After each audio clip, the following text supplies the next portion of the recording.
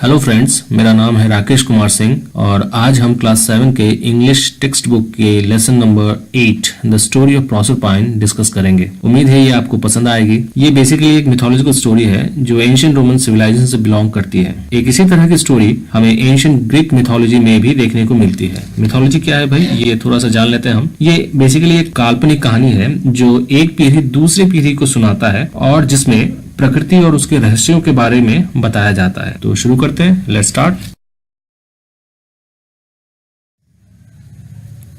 तो हमारे सामने जो पहला पैराग्राफ आ रहा है, इसमें क्या लिखा हुआ है? Long long ago in the beautiful island of Sicily there lived a goddess called Ceres. She was the goddess of crops, plants and trees. So on her depended the health and happiness of all the people of this wide world. तो बहुत समय पहले एक Sicily नाम के खूबसूरत एक island में एक गॉडेस रहा करती थी जिनका नाम था सेरस। और वो किसकी देवी थी, किसकी गॉडेस थी? वो थी क्रॉप्स की, प्लांट्स की और ट्रीज की, यानी फसल की, पेड़ों की और पौधों की। ओके, और इसीलिए दुनिया की जो खुशहाली की जो जिम्मेदारी थी वो उन पे डिपेंड करता है। जैसे आप लोग सभी जानते हैं कि अगर फसल ना हो तो हम खाना नहीं खा पाएंगे, खाना नहीं खा पाएंगे तो हम लोग मर जाएंगे। इसीलिए पीपल यानी दुनिया के लोगों की जो खुशहाली थी उस पर बहुत हद तक डिपेंड करती थी।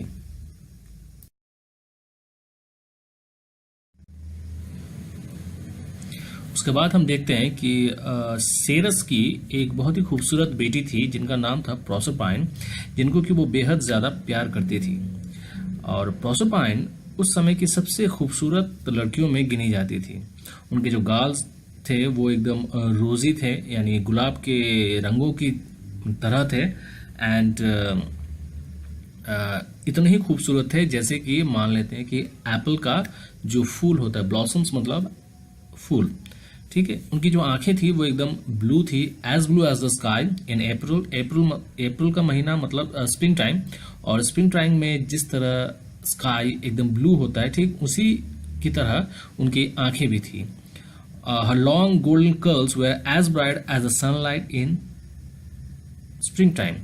तो उनके जो गोल्डन कर्ल्स थे, गोल्डन कर्ल मतलब गोल्डन आप सभी जानते हैं कि मतलब सुनहरी, और कर्ल्स मतलब लड़कियों के बाल थोड़े से घुंघराले होते हैं, उसी को कर्ल्स कहा जाता है। तो उनके जो सुनहरे घुंघराले बाल वो उतने ही ब्राइट थे जैसे कि स्प्रिंग टाइम में यानी वसंत ऋतु में सनलाइट यानी धूप।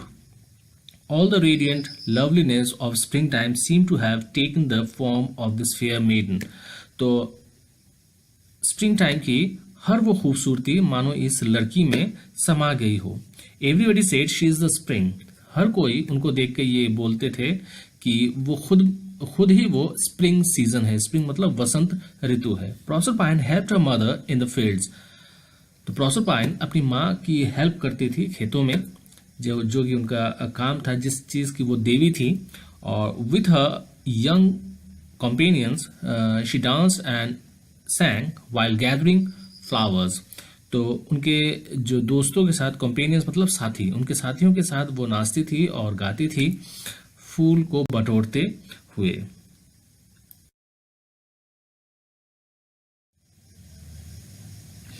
उसके बाद हम नेक्स्ट पैरा में देखते हैं कि far down the earth there lived dark Pluto, king of the land of the dead.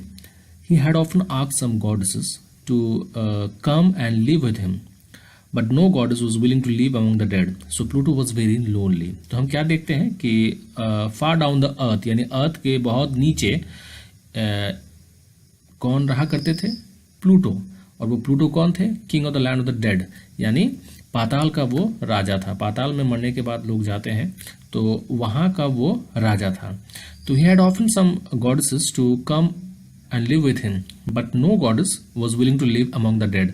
उन्होंने बहुत देवियों को बोला था कि वो उनके साथ आकर रहे, लेकिन कोई भी देवी उनके साथ आकर रहना नहीं चाहती थी, क्योंकि कोई भी पाताल में जाकर मरे हुए मुर्दे लोगों के सामने रहना या साथ में रहना नहीं चाहेंगी। इसीलिए प्लूटो जो था वो काफी अकेला था।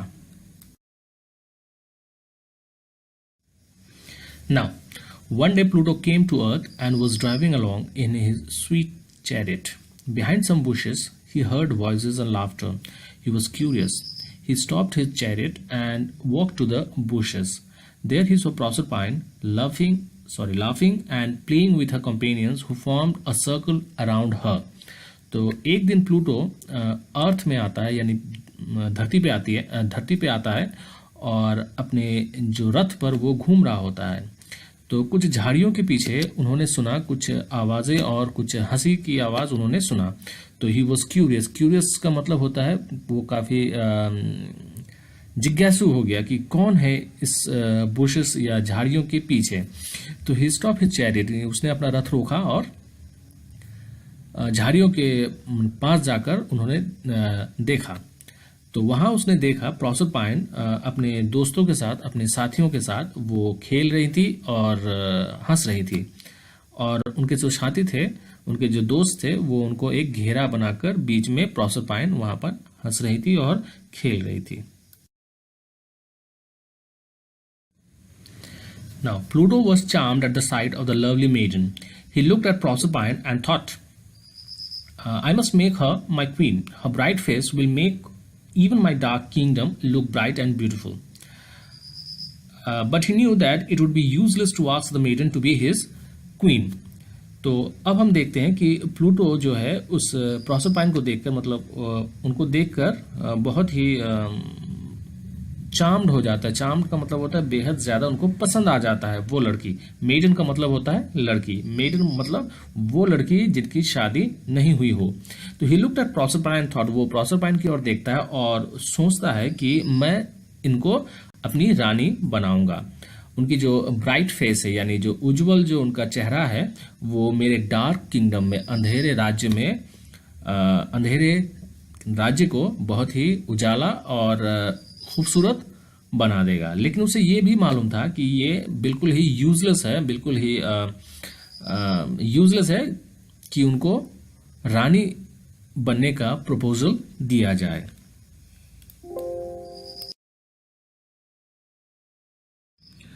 Okay, so he stepped into the circle and carried her to his chariot. The companions of Proserpine were frightened and fled in all directions.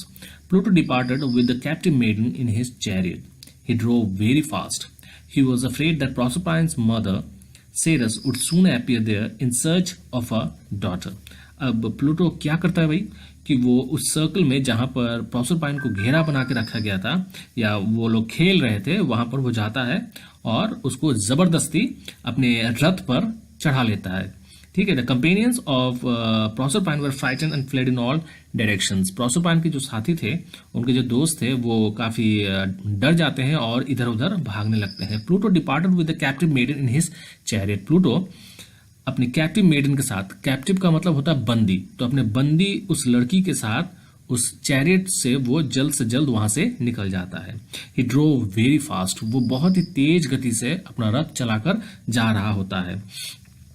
He was afraid that Proserpine's mother Sarah would soon appear there in search of a daughter. उसे इस बात का डर था कि प्रोसरपाइन की माँ सेरस शायद प्रोसरपाइन को खोजते हुए वहां पर पहुंच जाएगी। After some time, Pluto came to the bank of a river. The river was full to the brim, and he could not drive through the water. To go in another direction would mean loss of time. So, with his scepter, he struck the ground. अच्छा, अब हम देखते हैं कि कुछ समय बाद Pluto एक रिवर के किनारे पे आता है। ठीक है। और the river was full to the brim. Brim का क्या मतलब होता है भाई? एकदम उफान पे था, यानी वो रिवर जो था, नदी जो था, वो एकदम उफान पे था। And he would not drive through the water, और वो वाटर के यानी पानी के ऊपर से वो ड्राइव करके नहीं जा सकता था, यानी अपने रथ को वो नहीं ले जा सकता था। To go in another direction would mean loss of time. दूसरे रास्ते से जाना, यानी दूसरा कोई रास्ता लेना, it means that it is a loss of time, यानी बहुत ज्यादा समय उसको लगता, क्योंकि वो बहुत जल्दबाजी में था। उसके पीछे वो उसको इस बात का डर था कि शायद सेरस वहां पर आकर अपनी बेटी को बचा सकती है। तो with his sceptre he struck the ground. Sceptre क्या होता है भाई? पुराने जमाने में जो राजा होते थे, वो अपने हाथ में एक लाठी पकड़ते थे। It is a kind of a staff. ठीक है। स्टाफ मतलब a decorated rod which the king carries in order to show their power. तो उस सेप्टर से वो ग्राउंड पर यानी जमीन पर एक हिट करता है वो, और उसके बाद क्या होता है हम देखते हैं। The ground opened at once, and chariot, horses, and all plunged into the darkness below. Just as the ground was closing over her, Proserpine seized her girdle and threw it far into the river. She thought that the girdle might reach Ceres, and her mother would be able to trace her lost daughter. अब क्या करता है कि जैसे ही Pluto अपने sceptre से ground में hit करता है और वो ग्राउंड जो जमीन था वो खुल जाता है और चैरियट यानी उसका रथ यानी प्लूटो का रथ, हॉर्सेस मतलब घोड़े और सब कुछ पाताल में चला जाता है। प्लंज का मतलब होता है डूब जाना यानी भीतर चले जाना। ओके, और जैसे the ground was closing over हर, जैसे ही वो ग्राउंड बंद होने की अवस्था में था उसी समय प्रोसरपाइन ने अपना गर्डल उतारा। गर्डल का मतलब होता है एंशिएंट टाइम में जो गर्ल्स होते थे अपने कपड़ों में मतलब अपने वेस्ट पे अपने कमर में एक बेल्ट तरह का बांधते थे, बेल्ट की तरह बांधते थे, उसको गर्डल कहा जाता था। उसने अपना गर्डल उतारा और बाहर फेंक दिया। उसको ये वो सोचती थी कि शायद ये गर्ल, शायद ये जो बेल्ट था वो उनके मदर तक यानी सेरस तक पहुंच सकती है और उनकी माँ शायद उनको खोज सकती है या ट्रेस कर सकती थी कि कहाँ उनकी बेटी गई है। ये ठीक हम जैसे देखते हैं रामायण में कि जब सीता माँ को या सीता मैया को जब वो रावण किडनैप करके ले जा रहा था, सीता मैया ने भी ठीक इसी टाइप का एक काम किया था कि उसने अपने जो गहने थे वो उतार के फेंक दिए थे ताकि उनके जो हस्बैंड है राम उनको मिल सके और वो सीता कहाँ गई है ये यानी राम ट्रेस कर सके। अब हम यूनिट 2 में आते हैं। तो यूनिट 2 में जो पहला पैराग्राफ है उसमें दिखाया जा रहा है कि in the evening Ceres came back home, she did not find her daughter who usually came running to meet her. This had never happened before. Ceres was greatly surprised and a little worried. तो यहाँ पे देखा जा रहा है कि शाम के समय जब सेरस घर लौटती हैं तो वो घर लौटकर अपनी बेटी को नहीं पाती है, जो कि आमतौर पर उसे दौड़ कर आकर उससे मिलती थी। तो ऐसा पहले कभी नहीं हुआ था। तो सेरस वॉज ग्रेटली सरप्राइज। सेरस को काफी हैरानी हुई और वो काफी चिंतित भी हुए। She searched for her in all the rooms, but they were all empty. Then she lighted a torch from the fires of a volcano and wandered about the fields and valleys looking for Proserpine. The search went on for the whole night, and in the morning her grief knew no bounds. तो हम देखते हैं यहाँ पर कि वो अपनी बेटी को खोजती है हर रूम्स में, हर कमरे में, लेकिन सभी कमरे उसको खाली ही दिखाई पड़ते हैं। ठीक है। Then she lighted a torch from the fires of volcano. फिर वो ज्वालामुखी से अपना जो मशाल वो जलाती हैं और उसके बाद फील्ड्स और वैलीज में प्रोसरपाइन को खोजती हैं वो। तो उनकी जो ये खोज थी पूरी रात तक चली और सुबह होते होते उनके दुख का कोई ठिकाना नहीं रहा। Okay, now, that very day, Ceres began a long journey. She wandered over land and sea, over hills and valleys for days together. She neglected all her work on earth. As a result, the crops failed everywhere. अब देखते हैं हम कि उसी दिन सेरस एक लंबी सफर शुरू करती हैं वो अपनी बेटी प्रोसरपाइन को खोजने के लिए। She wandered over land and sea. वो जगह पर जाती है अपनी बच्ची को खोजने के लिए। लैंड पे जाती है, समंदर पे जाती है, उसके बाद पहाड़ों में जाती है, घाटियों में जाती है और कई दिनों तक वो अपनी बेटी को खोजती हैं। और as a result she neglected all her work on earth पे वो अपने पूरे काम को नेग्लेक्ट करती है मतलब उसको अवॉइड करती है। ओके, तो और इसी के कारण पृथ्वी में फसल की जो पैदावार है वो कम हो जाती है। Now, the ground became dry and barren.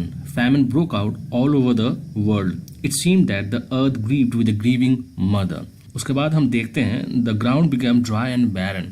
जैसे मैंने आपको बताया कि सेरस अपने काम को नेग्लेक्ट अवॉइड करने लगती हैं, इसी कारण पूरा जो ज़मीन था यानी पृथ्वी की जो ज़मीन थी वो एकदम सूख जाता है और बैरन यानी बंजर हो जाता है। ठीक है। Famine broke out all over the world. Famine का मतलब होता है सूखा पूरे दुनिया पे छा जाता है यानी पूरे दुनिया में सूखा आ जाता है। It seem that the earth grieved with the grieving mother. ऐसा लगने लगता है कि ये पूरी धरती ही उस दुखी माँ के साथ दुख जाहिर कर रही है। The people were starving. They came to Ceres and implored her to bring back plenty and save their lives. Ceres lifted her sad face, weary with ceaseless wandering, and said, I cannot take care of the earth until I get back my lost daughter. तो यहाँ हम क्या देखते हैं कि the people were starving. Starving का मतलब होता है भूख से मरना. तो पीपल जब भूख से मर रहे थे तब वो सेरस के पास गए और उन्होंने सेरस से प्रार्थना किया कि पहले जैसे समृद्धि थी वैसे ही आप इस पृथ्वी में लौटा दीजिए, उसी तरह की सुख और समृद्धि. सेरस अपना दुख से भरा हुआ चेहरा ऊपर करती है और बहुत ही थकी हुई विथ सीजलेस वॉन्डरिंग. सीजलेस का मतलब होता है बिना रुके हुए. तो बिना रुके वो जो खोज कर रही थी अपनी बच्ची की, अपनी बेटी की, तो वो थका हुआ और बहुत ही दुख भरा चेहरा वो ऊपर करके बोलती है कि I can not take care of the earth until I get back my lost daughter. मैं तब तक इस दुनिया की केयर नहीं कर सकती जब तक कि मुझे मेरी बेटी न मिल जाए. So the people thought of praying to Jupiter, who was the king of the gods, and to Jupiter they sent their prayer to bring Proserpine back to her mother. They were sadly in need of Ceres' help. तो यहाँ पर हम देखते हैं कि जैसे ही सेरस ने उनको अपना जवाब दिया कि मैं तब तक इस दुनिया को खुशहाल नहीं कर सकती जब तक कि मुझे मेरी बेटी न मिल जाए, तो लोगों ने सोचा, दुनिया के लोगों ने सोचा, इस पृथ्वी के लोगों ने सोचा कि जुपिटर के पास जाया जाए जो कि देवताओं के राजा थे. ठीक है. और जुपिटर जाकर उन्होंने ये प्रे किया कि प्रोसरपाइन को उनकी माँ को लौटा दिया जाए ताकि सेरस फिर से इस दुनिया को खुशहाल बना सके. Ceres wandered all over the earth and came at last to Sicily. One day, when she was passing by a river, waves carried something to her feet. She picked up the object and saw that it was a girdle of her daughter. तो यहाँ हम देखते हैं कि सेरस wandered all over the earth and came at last to Sicily. सेरस पूरे दुनिया में अपनी बच्ची को खोजती है और आखिरकार वो सिसिली में ही आती है, लेकिन फिर भी उसकी बेटी उसको नहीं मिलती है. एक दिन जब वो रिवर के पास से जा रही थी, एक नदी के पास से जा रही थी, तो नदी के जो लहरें हैं उनके पैरों में कुछ ला कर देती हैं. ठीक है. उसने वो चीज को उठाया. She picked up the object और देखा, saw that it was the girdle of a daughter, कि ये उसकी बेटी यानी प्रोसरपाइन की गर्डल है. जो आपको याद होगा कि प्रोसरपाइन ने जैसे ही प्लूटो उसको पाताल में ले जाने वाला था, धरती बंद होने वाली थी, उसी समय उन्होंने अपना गर्डल उतारा था और बाहर फेंक दिया था. और उनको ये अंदाजा था शायद उनकी माँ को ये मिल जाएगा. तो उनकी माँ को आखिरकार वो मिल गया और उनकी माँ ने उसको ठीक से पहचान लिया कि वाकई में ये प्रोसरपाइन का ही गर्डल है. Ceres looked it carefully again and again. Tears filled her eyes and streamed down her pale cheeks. She suddenly seemed to hear a voice coming from a nearby fountain. The voice grew clearer every moment and it said, Ceres, great mother of the earth, I am the nymph of the fountain. I live in the dark depths of the earth. तो यहाँ हम देखते हैं सेरस जब उस girdle को पाती है तो उनको देखने के बाद उसको पहचान जाती है और उनके आंखों से पानी निकल आता है. ठीक है. She suddenly seem to hear a voice coming from a nearby fountain. और उसी समय उसको पास के एक फाउंटेन से, एक झरने से उसको एक वॉइस सुनाई पड़ता है. और ये आवाज किसकी थी भाई? ये एक निम्फ की थी. निम्फ क्या होता है? एक मिथोलॉजिकल स्टोरीज में निम्फ फाउंटेन, माउंटेन, इन सब की देवी होती है, यानी झरनों की, पेड़ों की, पहाड़ों की इनकी देवी होती है. तो वो उनको बोलती है कि Ceres great mother of the earth, की अर्थ यानी पृथ्वी की जो माँ, सेरस को वो बोलती है कि मैं इस फाउंटेन की परी हूँ या निम्फ हूँ. I live in the dark depths of the अर्थ, मैं इस धरती के अंधेरे राज्य में मैं रहती हूँ. And I have seen your daughter on a throne in the kingdom of Pluto. Her cheeks were pale and her eyes were heavy with weeping. Go to Jupiter and pray to him to send her back to you. Do not grieve anymore. With these words, the nymph seemed to leap towards the sun and the sky. तो वो nymph सेरस को क्या बोलती है कि मैंने तुम्हारी बेटी को प्लूटो के राज्य में उनके थ्रोन पे देखा है, उनके सिंहासन पर देखा है. वो हमेशा रोती है. उनके चीक्स यानी उनके गाल जो हैं वो रोने के कारण मुरझा गए हैं एंड हमेशा वो रोती रहती हैं. तो उन्होंने सेरस को एडवाइस किया कि आप जुपिटर के पास जाओ और प्रे करो, प्रार्थना करो ताकि वो तुम्हें तुम्हारी बेटी को लौटा दे। Do not grieve any more, और ज्यादा दुख मत करो। और इतना बोलने के बाद वो निम्फ आकाश में चली जाती है।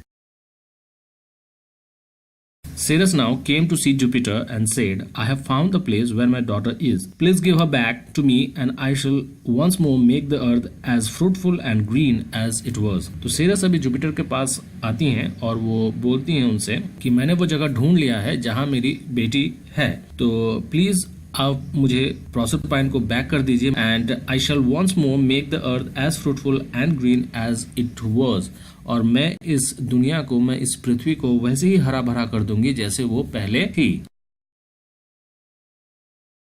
Jupiter was deeply moved by the mother's sorrow and also by the prayers of the people of the earth. He thought for a while and said, Proserpine may return to earth if she has not tasted any food in Pluto's kingdom. तो Jupiter उस माँ की दुख को देखकर वो काफी प्रभावित होता है और लोगों के प्रार्थना से भी वो उसका मन थोड़ा पिघल जाता है। तो वो कुछ देर तक सोचता है और उसके बाद वो बोलता है कि प्रोसरपाइन अर्थ पर, पृथ्वी पर आ सकती है अगर उन्होंने प्लूटो के राज्य में कोई भी फूड टेस्ट नहीं किया हो, यानी कोई भी चीज खाया ना हो।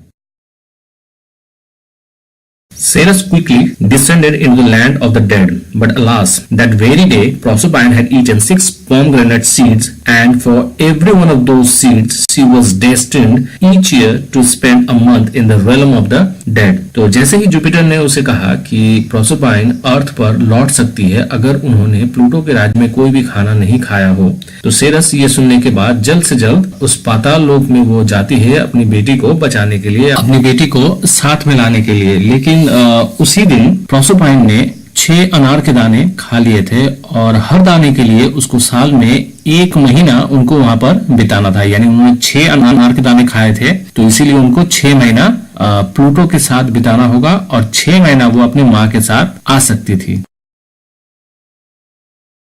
So for 6 months every year Proserpine would come back to her mother. When she did so, flowers bloomed, birds sang, and the earth smiled to welcome the young queen. But when the time came for Proserpine to rejoin Pluto in his dark underground kingdom, Ceres would begin to grieve for 6 months. तो इसीलिए Proserpine को साल में 6 महीने अपनी माँ के पास वो आ सकती थी, और जब वो अपने माँ के पास आती थी फूल खिलते थे, चिड़िया गाती थी और अर्थ भी यानी पृथ्वी भी उनके साथ हंसती थी, खेलती थी। लेकिन जब उनका समय होता था प्लूटो के पास फिर से जाने का, और तब सेरस फिर से दुख करने लगती थी 6 महीने के लिए। The earth too would look sad and gloomy. The trees would shed their leaves. The flowers too would hide underground until they heard again the gentle footfall of Proserpine returning to earth. तो जैसा हम लोगों ने जाना कि जैसे ही प्रोसरपाइन सेरस के पास आती थी तो सेरस अपने काम में मन लगाती थी और पृथ्वी में फूल खिलते थे, बर्ड्स गाना गाते थे। लेकिन जैसे ही प्रोसरपाइन के प्लूटो के किंगडम में जाने का समय आता था, सेरस फिर उदास हो जाती थी और उनके साथ साथ पृथ्वी भी उदास हो जाती थी और सब कुछ यहाँ पर ग्लूमी का मतलब होता है डार्क या उदास दिखने लगते थे। The trees would shed the leaves, trees जो थे पेड़ पौधे अपने पत्ते गिरा देते थे, और flowers too would hide underground, फूल जो खिलते थे वो भी जमीन के नीचे छुप जाते थे, और वो तब तक छुपे होते थे जब तक कि प्रोसरपाइन के आने का समय नहीं हो जाता था सेरस के पास। तो इस तरह से यहाँ पर आपकी ये कहानी खत्म होती है। उम्मीद है आप लोगों को ये कहानी पसंद आई होगी। Have a good day.